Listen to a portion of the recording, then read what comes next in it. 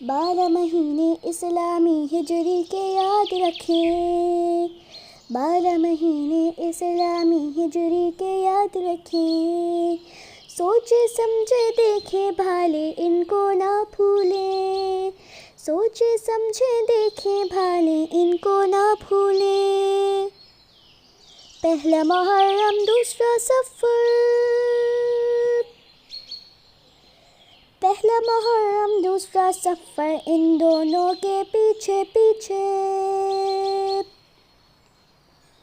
ربیع الاول ربیع الثانی، جمادی الاول جمادی الثانی، باقی 6 کی یہ ترتیب، باقی 6 کی یہ ترتیب، رجب شعبان رمضان شوال ذی القعدہ ذی الحج، رجب شعبان رمضان شوال ذی القعدہ ذی الحج۔